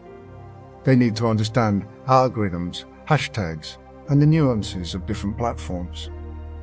Moreover, they need to be able to adapt their communication style to suit the digital environment. Formal diplomatic language often doesn't translate well online. Authenticity and transparency are key. People are more likely to trust information that comes from a credible source, but they also want to see a human face behind it. Think about the difference between a press release and a tweet. One is carefully crafted and vetted by multiple layers of bureaucracy. The other is a short, informal message designed to grab attention. The challenge for diplomats is to find a balance between maintaining professional standards and engaging with the public in a meaningful way. This is also where digital listening comes in, monitoring social media conversations to understand public sentiment and identify potential issues before they escalate. It's a proactive approach to diplomacy, allowing diplomats to anticipate challenges and respond effectively. However, there are inherent risks to relying heavily on social media for diplomacy. One major concern is the spread of disinformation, false or misleading information that is deliberately spread to deceive people. This can be particularly damaging in the context of international relations, where it can erode trust, incite conflict, and undermine diplomatic efforts. Consider the role of social media in the 2016 US presidential election, where foreign actors allegedly used social media platforms to spread propaganda and interfere with the democratic process. Diplomats need to be vigilant in identifying and countering disinformation campaigns, but this is a complex task. It requires a deep understanding of the information landscape, as well as the ability to distinguish between credible sources and malicious actors. Furthermore, it's important to avoid engaging in tit-for-tat disinformation campaigns, which can only exacerbate the problem. Instead, diplomats should focus on promoting transparency, fact-checking, and media literacy. Let's shift gears to cybersecurity. This is arguably the most significant challenge facing diplomacy in the 21st century. Traditionally, diplomacy was conducted through secure channels, embassies, diplomatic pouches, encrypted communications. But today, critical infrastructure, power grids, financial systems, communication networks are all vulnerable to cyber attacks. This creates a new dimension of conflict, one that is often invisible, difficult to attribute, and potentially devastating. Imagine a scenario where a hostile actor launches a cyber attack on a country's power grid, causing widespread blackouts and disrupting essential services. This could be considered an act of war, but it's not a traditional military attack. It's a grey area, and it raises difficult questions about how to respond. This is where cyber diplomacy comes in. The use of diplomatic tools and techniques to prevent, deter, and respond to cyber threats. One of the biggest challenges in cyber diplomacy is attribution. It's often difficult to identify the source of a cyber attack with certainty. Attackers can use sophisticated techniques to mask their identities and route their attacks through multiple countries. This makes it difficult to hold them accountable for their actions. Even when attribution is possible, it can be politically sensitive. If a country accuses another country of launching a cyber attack. It could escalate tensions and lead to a diplomatic crisis. Therefore, it's important to gather solid evidence before making any accusations. International cooperation is also essential. Cyber attacks often cross borders, and no single country can effectively address the threat on its own. Countries need to share information, coordinate their responses, and work together to develop international norms and standards for cyberspace. Developing international norms is particularly challenging. Unlike traditional warfare, there are no clear rules of engagement in cyberspace. What constitutes an acceptable use of cyber capabilities? Is it permissible to launch a cyber attack in response to a physical attack? What about espionage? These are difficult questions, and there is no consensus among countries.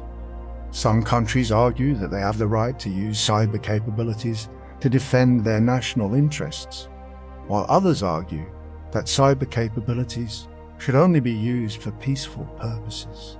Finding a common ground is essential, but it will require a lot of negotiation and compromise. Furthermore, it's important to remember that technology is constantly evolving. New threats emerge all the time, and norms need to be updated accordingly. This requires a continuous process of dialogue and adaptation. Finally, let's discuss the digital divide. While we've focused on the opportunities and challenges of digital diplomacy, it's crucial to acknowledge that not everyone has equal access to digital technologies. The digital divide refers to the gap between those who have access to computers, the internet, and other digital technologies, and those who do not. This gap exists both within and between countries. Developing countries often have lower levels of internet access than developed countries. Even within developed countries, there are disparities based on income, education, and geographic location. This lack of access can have significant consequences. It can limit people's ability to participate in the global economy, access education and healthcare, and exercise their political rights. It also creates a power imbalance. Those who have access to digital technologies have a significant advantage over those who do not. Addressing the digital divide is not just a matter of social justice. It's also essential for effective diplomacy. If we want to engage with people around the world, we need to ensure that everyone has the opportunity to participate in the digital conversation. This requires investing in infrastructure, providing affordable access to internet services, and promoting digital literacy. It also requires recognizing that access to technology is not enough. People need to have the skills and knowledge to use technology effectively. This means providing training and education in digital literacy, as well as promoting critical thinking and media literacy. Ultimately, bridging the digital divide is a shared responsibility. Governments, businesses, and civil society organizations all have a role to play. We need to work together to create a more inclusive and equitable digital world, where everyone has the opportunity to participate in the global economy, access education and healthcare, and exercise their political rights. This is not just a matter of technology, it's a matter of human dignity and social justice, and it's essential for building a more peaceful and prosperous world. Let's begin our exploration of multilateral diplomacy with the most prominent example, the United Nations. Established in 1945, in the aftermath of the Second World War, the UN arose from the desire to prevent future global conflicts. Its core purpose, as outlined in the UN Charter, is to maintain international peace and security. However, the UN is far more than just a peacekeeper. It's a complex system comprised of numerous organs, agencies, and programs, all working with varying degrees of success, towards a broad range of global objectives. Think of it as a central hub connecting nearly every nation on Earth. The UN isn't a world government, it's a forum for dialogue, negotiation, and cooperation. It provides a space where states can address common challenges, from climate change and poverty to disease and human rights violations. Understanding its structure is key to understanding its function. The primary organs include the General Assembly, the Security Council, the Economic and Social Council, the International Court of Justice, and the Secretariat. Each plays a distinct role, and their interactions, often complex and fraught with political maneuvering, shape the UN's overall effectiveness. The Security Council is arguably the most powerful organization, tasked with maintaining international peace and security. It has 15 members, 5 permanent members: China, France, Russia, the United Kingdom, and the United States, who wield veto power, and 10 non-permanent members, elected for 2-year terms. This veto power is often a source of contention, as any one of the permanent members can block a resolution, even if it has the support of the majority. The General Assembly, on the other hand, is a universal body where all 193 member states have equal representation. It serves as a forum for debate and deliberation, but its resolutions are generally non-binding. The Economic and Social Council focuses on economic, social, and environmental issues, and coordinates the work of various UN agencies and programs.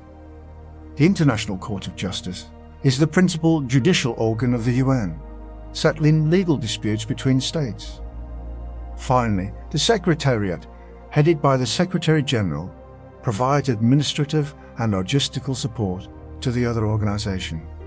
The United Nations Children's Fund and the United Nations Environment Programme addresses specific global challenges. While the UN system is undeniably complex and often faces criticism regarding bureaucracy, inefficiency, and the influence of powerful states, it remains an indispensable platform for multilateral diplomacy. It provides a framework for addressing global challenges that no single state can solve alone. It fosters dialogue, promotes international law, and provides humanitarian assistance to those in need. The UN isn't perfect, but it's a vital instrument for maintaining a semblance of order in an increasingly interconnected and turbulent world. Its successes are often understated, its failures often amplified, but its continued relevance is undeniable. Furthermore, the UN's influence extends beyond its formal structures. The norms, standards, and principles it promotes, such as human rights, sustainable development, and the rule of law, have become widely accepted and internalized by states around the world. Beyond the UN system, numerous regional organizations play a crucial role in multilateral diplomacy. These organizations, such as the European Union (EU), the African Union (AU), the Association of Southeast Asian Nations (ASEAN), and the Organization of American States (OAS, are typically formed by states within a specific geographic region, sharing common interests and values. They serve as forums for cooperation on a wide range of issues, including trade, security, and environmental protection. Unlike the UN, which has a universal membership, regional organizations are limited to states within their respective regions.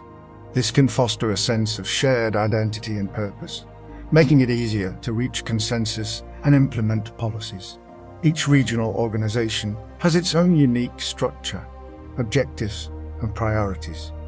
However, they all share a common goal: to promote peace, stability, and prosperity within their regions. The European Union is perhaps the most integrated regional organization, with a common market, a common currency for many member states, and a supranational legislative body. It has a complex system of governance, with power shared between member states and EU institutions. The African Union, on the other hand, focuses on promoting peace and security, good governance and economic development across the African continent. It has a more intergovernmental structure, with member states retaining greater control over decision-making. ASEAN, comprised of Southeast Asian nations, prioritizes economic cooperation and regional stability. It operates on the principle of non-interference in the internal affairs of member states. The Organization of American States promotes democracy, human rights, and security in the Americas. It has a more assertive role in addressing political crises and promoting regional security. Each of these organizations faces its own unique challenges, including internal divisions, economic disparities, and external pressures. However, they all play a vital role in shaping regional dynamics and promoting multilateral cooperation. Regional organizations and the UN system are not mutually exclusive. They often complement and reinforce each other. Regional organizations can serve as building blocks for broader multilateral cooperation, addressing specific regional challenges and contributing to global efforts. The UN provides a framework for coordinating the activities of regional organizations and promoting a more integrated approach to global governance.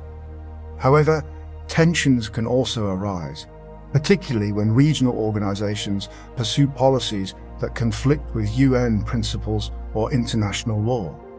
Effective multilateral diplomacy requires a delicate balance between universal norms and regional specificities, recognizing the importance of both global cooperation and regional autonomy. Global governance refers to the complex web of institutions, norms, and processes that shape interactions between states, international organizations, and other actors at the global level. It's not a formal system of world government, but rather a fluid and evolving network of cooperation and coordination. It encompasses a wide range of issues, including trade, finance, environment, security, and human rights. While the UN system is a key component of global governance, it's by no means the only one. Other actors, such as regional organizations, multinational corporations, non-governmental organizations, and even individual activists, play an increasingly important role. The rise of globalization has accelerated the need for global governance, creating both opportunities and challenges. On the one hand, globalization has fostered economic growth, technological innovation, and cultural exchange. On the other hand, it has also exacerbated inequalities, environmental degradation, and security threats. One of the key challenges of global governance is the lack of a central authority with the power to enforce rules and resolve disputes. This creates a reliance on voluntary cooperation, negotiation, and persuasion. Another challenge is the uneven distribution of power and influence, with some states and actors wielding significantly more influence than others. This can lead to imbalances and inequities in decision-making. Furthermore, the increasing complexity of global issues requires a more integrated and holistic approach, but achieving this can be difficult due to competing interests and priorities. The rise of non-state actors, such as multinational corporations and non-governmental organizations, also adds to the complexity of global governance, creating both opportunities and challenges. Despite these challenges, global governance remains essential for addressing the pressing issues facing humanity, such as climate change, poverty, and conflict. Strengthening multilateral institutions, promoting international cooperation, and fostering a more inclusive and equitable global order are crucial steps towards building a more sustainable and peaceful world. Effective global governance requires a commitment to shared values, mutual respect, and a willingness to compromise. It also requires a recognition that no single actor can solve these challenges alone. Collective action is essential. The future of global governance will depend on our ability to adapt to a rapidly changing world and to forge a new path towards a new, more just and sustainable future. Nationalism, in its purest form, is simply a strong feeling of pride in and devotion to one's nation. It's a natural sentiment, and historically, it's been a powerful force for unification and independence. However, the nationalism we see rising today is often different. It's frequently characterized by a us is them mentality, a belief in national superiority, and a rejection of international cooperation. This isn't the healthy patriotism that builds nations. It's a more exclusionary and aggressive form. This shift complicates diplomatic efforts because it prioritizes national interests above all else, making compromise and collaboration more difficult. It challenges the very foundations of international organizations and treaties, fostering mistrust and animosity. One of the key ways rising nationalism challenges diplomacy is through the erosion of multilateralism. Multilateralism, simply put, is cooperation among multiple countries. It's the basis of organizations like the United Nations, the World Trade Organization, and numerous other international bodies. Nationalist governments often view these organizations as constraints on their sovereignty, as limitations on their ability to act unilaterally. They may be reluctant to participate in collective security arrangements, to abide by international law, or to contribute to global public goods. This can lead to a breakdown in international norms and a return to a more anarchic world order. It's not necessarily that they oppose cooperation, but rather that they demand it beyond their terms. Furthermore, rising nationalism often fuels protectionist policies. Protectionism involves imposing trade barriers, such as tariffs and quotas, to protect domestic industries. While the intention may be to safeguard jobs and promote economic growth, protectionism can have negative consequences for the global economy. It can lead to trade wars, reduced economic efficiency, and higher consumer prices. Diplomatically, it creates friction between countries and undermines efforts to promote free and fair trade. It's a classic example of prioritizing short-term national interests over long-term global cooperation. It's important to remember that even seemingly national economies are deeply interconnected in today's world.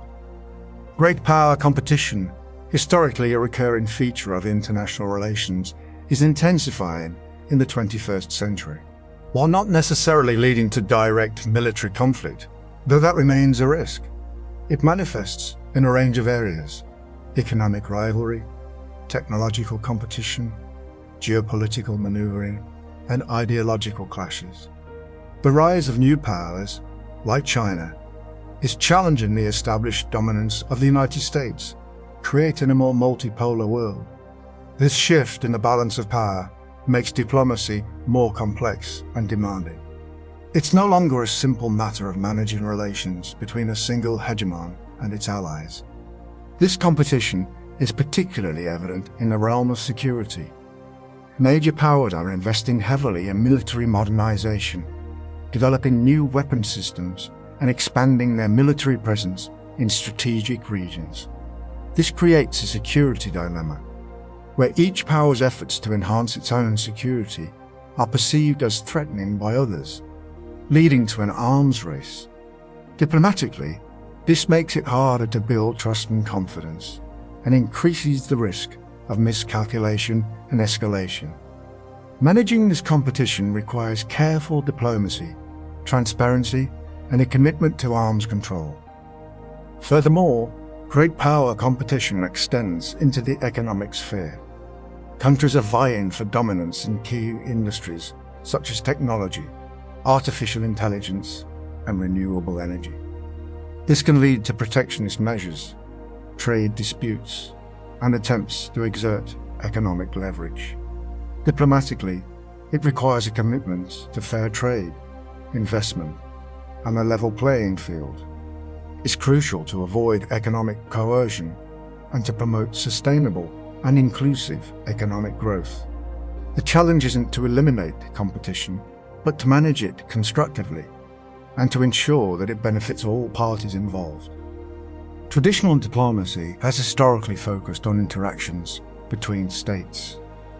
However, the rise of non-state actors, including terrorist groups, criminal organizations, and multinational corporations, has complicated this landscape. These actors often operate outside the control of governments, and they can pose significant challenges to international security and stability. Terrorist groups, in particular, pose a direct threat to lives and property, and they can destabilize entire regions. Addressing this threat requires a multifaceted approach that combines military, intelligence, and diplomatic efforts. Diplomatically, engaging with non-state actors presents a unique set of challenges. Unlike states, these actors may not adhere to international norms or respect diplomatic protocols. They may have ambiguous agendas and operate in secrecy. However, ignoring them is not an option. In some cases, it may be necessary to engage in dialogue with certain non-state actors, even if they are considered adversaries. This requires a pragmatic and flexible approach, as well as a willingness to explore unconventional diplomatic strategies. It's about understanding their motivations and finding ways to address their grievances. Furthermore, combating terrorism requires international cooperation. No single country can effectively address this threat on its own. It requires sharing intelligence, coordinating law enforcement efforts, and addressing the root causes of terrorism, such as poverty, political grievances, and social exclusion. This requires building trust and fostering collaboration among countries, even those with differing political systems or strategic interests. It's a long-term undertaking that requires sustained commitment and a willingness to address complex challenges.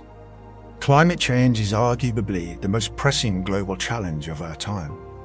Its effects are already being felt around the world, from rising sea levels and extreme weather events to food shortages and mass displacement. Addressing this challenge requires a concerted global effort, and it presents unique challenges for diplomacy.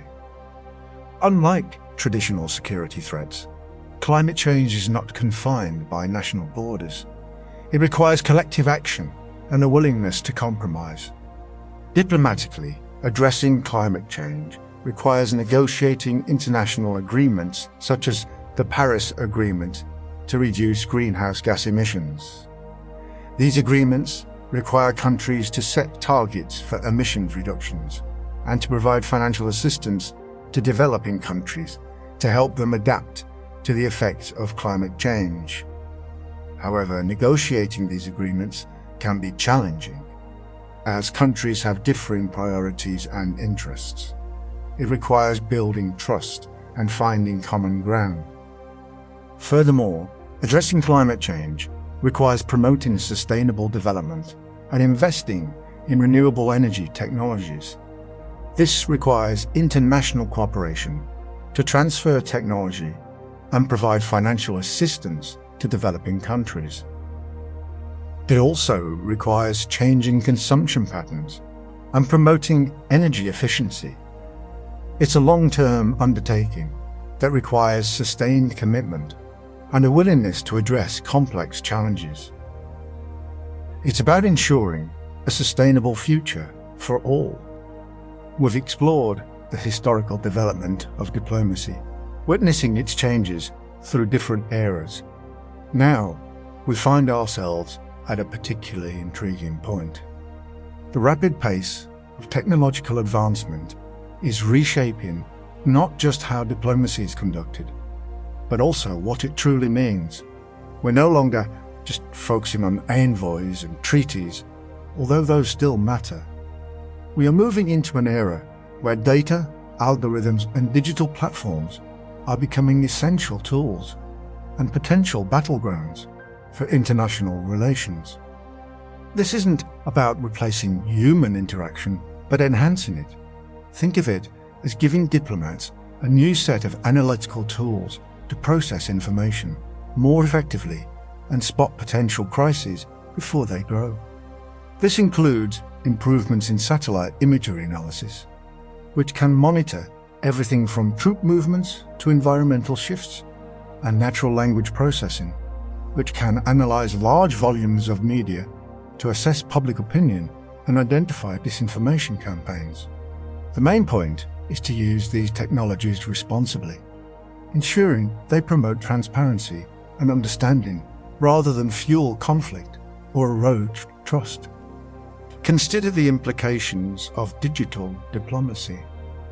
This involves using social media platforms not just for public outreach, which is essential, but also for direct communication between governments and citizens across borders. It's a double-edged sword, of course.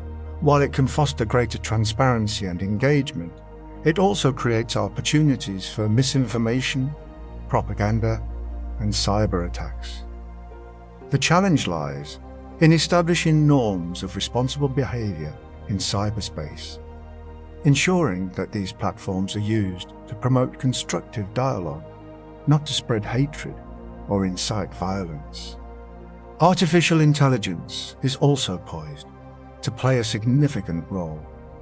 AI-powered tools can be used to analyze complex datasets, identify patterns, and predict potential crises. However, it's crucial to address the ethical concerns surrounding AI, particularly the potential for bias and a lack of transparency in algorithmic decision-making. We must ensure that AI is used to support, not to replace, human judgment. The core principles of diplomacy, negotiation, compromise, and mutual understanding remain constant, even as the tools evolve. What's changing is the speed at which diplomacy must operate. In a world of instant communication and rapid technological change, traditional diplomatic processes can often feel too slow and cumbersome. We need to find ways to streamline these processes, to make them more agile and responsive. This requires embracing new technologies and fostering a culture of innovation within diplomatic institutions. It also demands a new kind of diplomat who is not only skilled in negotiation and analysis, but also technologically literate and adaptable. This isn't about discarding the wisdom of the past, but about building on it, adapting it to the challenges and opportunities of the 21st century. The successful diplomat of the future will be a blend of tradition and innovation, a master of both the art and the science of diplomacy. Perhaps the most significant challenge facing diplomacy today is the erosion of trust both between states and within societies. Years of conflict, political polarization, and the spread of misinformation have created a climate of skepticism and cynicism. This makes it increasingly difficult to build consensus, to negotiate agreements, and to address global challenges. Renewing trust requires a concerted effort on multiple fronts. First, we need to promote greater transparency and accountability in international relations. This means being honest about our interests, admitting our mistakes, and upholding our commitments. Second, we need to strengthen international institutions and norms. These institutions provide a framework for cooperation and a mechanism for resolving disputes peacefully. Third, we need to invest in people-to-people diplomacy to foster greater understanding and empathy across cultures. Dialogue is absolutely crucial. It's not enough to simply talk at each other. We need to listen and seek to understand different perspectives actively. This requires a willingness to compromise, to acknowledge legitimate concerns, and to find common ground. It also requires a commitment to empathy, to putting ourselves in the shoes of others. This is particularly important in situations where there are deep-seated historical grievances or conflicting interests. We need to create safe spaces for dialogue, where people can express their views openly and honestly, without fear of retribution. This is not always easy, but it is essential if we want to build trust and resolve conflicts peacefully. And this dialogue needs to extend beyond government officials to include civil society organizations, academics, and ordinary citizens. Ultimately, renewing trust requires a long-term commitment. It's not something that can be achieved overnight. It requires patience, perseverance, and a willingness to learn from our mistakes. It also requires a recognition that diplomacy is not a zero-sum game. It's not about winning or losing. It's about finding solutions that benefit all parties involved. And it requires a commitment to universal values such as human rights, democracy, and the rule of law that can serve as a foundation for cooperation and mutual understanding. Even in the face of seemingly insurmountable challenges, we must never lose sight of the fact that peace is possible. It requires effort, but the rewards are immeasurable. Looking ahead, the path towards lasting peace isn't a single road, but a network of interconnected pathways. Preventive diplomacy, addressing the root causes of conflict before they escalate, is paramount. This requires investing in sustainable development, promoting good governance, and strengthening the rule of law. Addressing climate change is also crucial, as it exacerbates existing conflicts and creates new ones. Furthermore, bolstering international cooperation on issues such as cybersecurity and pandemics is essential for building a more resilient and secure world.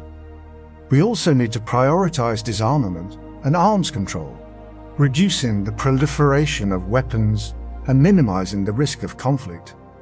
The role of civil society is also vital. NGOs, think tanks, and grassroots organizations play a crucial role in promoting peace, providing humanitarian assistance, and advocating for policy changes. Supporting these organizations and empowering local communities is essential for building a more peaceful and just world. Education is another key ingredient. Promoting peace education and intercultural understanding can help to break down stereotypes, foster empathy, and prevent future conflicts. This requires investing in schools, training teachers, and developing curricula that promote tolerance and respect. Ultimately, the pursuit of peace is an ongoing process, not a destination. It requires constant vigilance, unwavering commitment, and a willingness to learn from our mistakes. It demands that we prioritize dialogue over conflict, cooperation over competition, and empathy over indifference. It is a challenging path, but one worth taking. For in the end, peace is not merely the absence of war. It is the presence of justice, equality, and opportunity for all. And it is a legacy that we must strive to build for future generations. The responsibility rests with each of us to be ambassadors of peace, to advocate for justice, and to create a world where all can live in dignity and security.